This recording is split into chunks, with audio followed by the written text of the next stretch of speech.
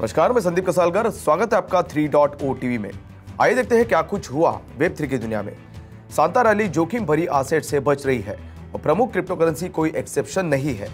एक brief pullback के बाद लीडिंग प्राइवेट डिजिटल करेंसीज जैसे बिटकॉइन, इथेरियम आदि ने पिछले 24 घंटों में 1% से अधिक की औसत गिरावट देखी है।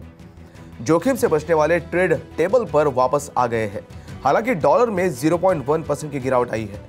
अमेरिका में स्टॉक्स निचले स्तर पर बंद हुए क्योंकि कमाई की उम्मीदें कीमतों में बढ़ने लगी है। अन्य जगहों पर ट्रेजरीज ने मॉडरेट गेंस दर्ज किया है।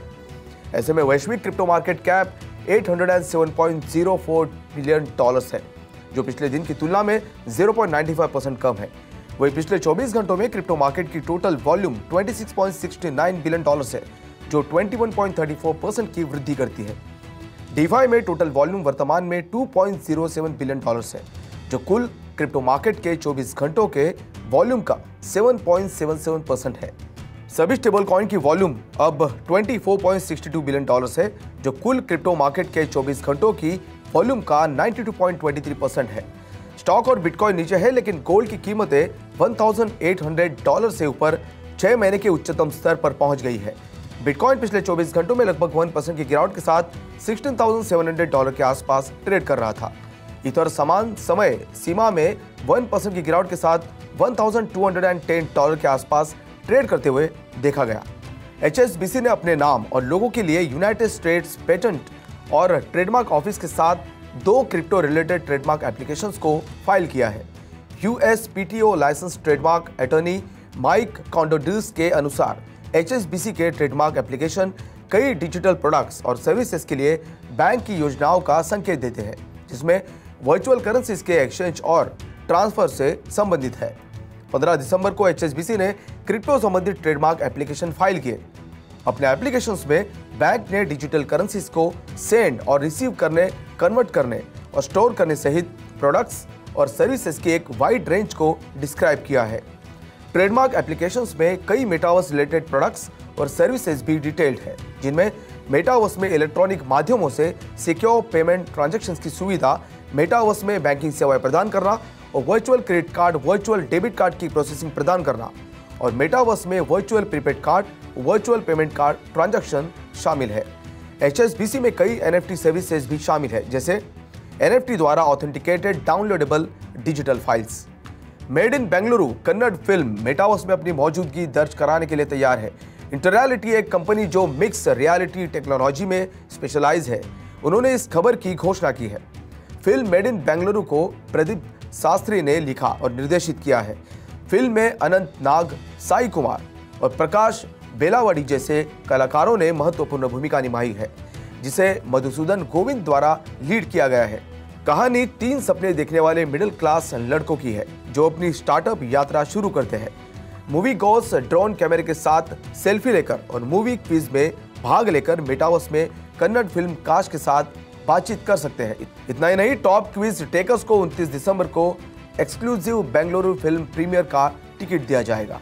Argentine soccer association AFA national soccer league के इंचार्ज ऑर्गेनाइजेशन ने मेटावर्स में एंट्री की है।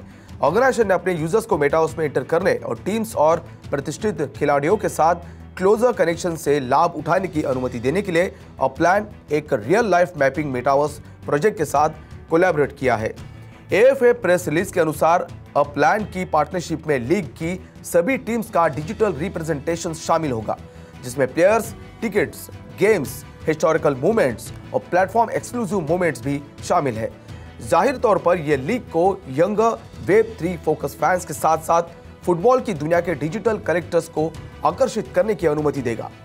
4 साल का सौदा इस तरह का AFA का पहला एग्रीमेंट है और इसका उद्देश्य कई लाइसेंस प्राप्त डिजिटल एसेट्स की सेल के माध्यम से अर्जेंटाइन सॉकर लीग में एडिशनल रेवेन्यू लाना है। ऑक्टोपस नेटवर्क ने मौजूदा ब्लैक मार्केट कंडीशंस के जवाब में रीस्ट्रक्चरिंग मेजर्स की एक सीरीज की घोषणा की है, जिसमें लगभग 40% कोर टीम छोड़कर जा रही है। टीम के बाकी सदस्य 20% पे कट स्वीकार करेंगे और ऑक्टोपस नेटवर्क की टीम टोकन इंसेंटिव को अनिश्चित काल के लिए सस्पेंड कर दिया जाएगा। ऑक्टोपस नेटवर्क एक ऐसा प्रोजेक्ट है जो एप्लीकेशन स्पेसिफिक ब्लॉकचेन्स को लॉन्च करने और चलाने के लिए नियर प्रोटोकॉल ब्लॉकचेन नेटवर्क का इस्तेमाल करती है। जिसे एपचेंस के रूप में जाना जाता है। BTC.com की parent company BIT mining limited ने इस महीने की शुरुआत में घोषणा की थी कि इसे हैक कर लिया गया था, जिसमें क्लाइंट एसेट्स में लगभग $700,000 और कंपनी के एसेट्स में $2.3 मिलियन की चोरी हुई थी। पब्लिकली ट्रेड करने वाले कंपनी ने 3 दिसंबर को एक साइबर अटैक की सूचना दी। इसने शेंजान लॉ एनफोर्समेंट को घटना की सूचना दी और तब से BTC.com के कुछ डिजिटल एसेट्स सुरक्षित कर लिए गए हैं। 23 दिसंबर को अधिकारियों ने मामले की जांच शुरू की थी। BIT माइनिंग के मुताबिक इस साइबर अटैक का पता चलने के बाद कंपनी ने हैकर्स को बेहतर ब्लॉक और इंटरसेप्ट करने के लिए तकनीक लागू की है। BTC.com करंटली हमेशा जैसे ही बिजनेस कर रहा है और डिजिटल एसेट सर्विसेज के अलावा इसकी क्लाइंट फोन सर्विसेज भी अप्रभावित है। डिजिटल एसेट्स के क्षेत्र में अपने नवीनतम प्रवेश में फिडेलिटी ने मेटावर्स और अन्य आभासी दुनिया में सेवाएं प्रदान करने के लिए 3 US ट्रेडमार्क एप्लीकेशंस दायर किए हैं। फाइलिंग के अनुसार फर्म ऑल्टरनेट रियलिटीज में अपनी ट्रेडिशनल सर्विसेज प्रदान करने का इरादा रखती है। एप्लीकेशंस में NFTs और NFT marketplace, virtual real asset investing, crypto trading और मेटावर्स इन्वेस्टमेंट सर्विसेज का उल्लेख है।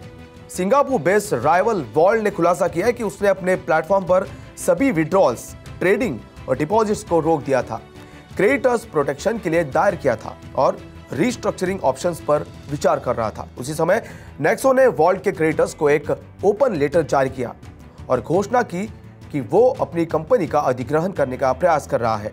अधिग्रहण प्रक्रिया के बारे में अलग अलग राय के बीच ये लेटर आया है। इसके एक दिन पहले वॉल्ट ने कहा कि जुलाई की डील में कोई सफलता नहीं मिली। जवाब में नेक्सो ने कहा कि बातचीत चल रही थी और उम्मीद है कि जल्द ही खरीद पूरी हो जाएगी। वॉल्ट के पास पुनर्गठन योजना के साथ आने के लिए 20 जनवरी तक का समय है। ओपन लेटर में कहा गया है कि नेक्सो ने 2 दिसंबर को एक रिवाइज प्रपोजल पेश किया। इसमें कहा गया है कि वॉल्ट क्रेडिटर्स को प्रस्तुत की गई डील की शर्तें उनके लिए मिसलीडिंग थी और ट्रांजैक्शंस की बातचीत करने वाली टीम को डेली चैलेंजेस का सामना करना पड़ा था, जैसे कि धीमी और समझ से बाहर की फाइनेंशियल और लीगल सावधानी से जानकारी प्राप्त करना।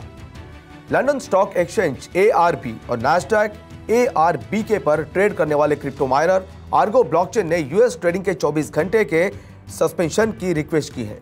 यूनाइटेड किंगडम में मार्केट मंगलवार को बंद है। लंदन बेस्ड कंपनी जो सिक्योर फाइनेंसिंग के लिए बातचीत कर रही है, जिसने कहा कि वो 28 दिसंबर को ट्रेडिंग शुरू होने से पहले एक स्टेटमेंट जारी करने की योजना बना रही है। 12 दिसंबर को कंपनी ने घोषणा की कि वो बैंकरप्सी की घोषणा के बिना रीस्ट्रक्चरिंग के करीब थी। इसने उस समय कहा था कि यह अपने कुछ एसेट्स को बेचने और अपनी बैलेंस शीट को मजबूत करने और इसकी लिक्विडिटी में सुधार करने के लिए एक इक्विपमेंट फाइनेंसिंग ट्रांजैक्शंस को पूरा करने के लिए उन्नत बातचीत कर रही थी। FTX के कोलैप्स के बाद फिलिपाइन गवर्नमेंट ने डोमेस्टिक इन्वेस्टर्स को बिना लाइसेंस वाले क्रिप्टो एक्सचेंजेस का इस्तेमाल करने के खिलाफ चेतावनी दी है। फिलीपाइंस के securities and exchange commission SEC ने देश के भीतर operating unregistered crypto currency exchanges का इस्तेमाल करने के खिलाफ सार्वजनिक चेतावनी जारी की है।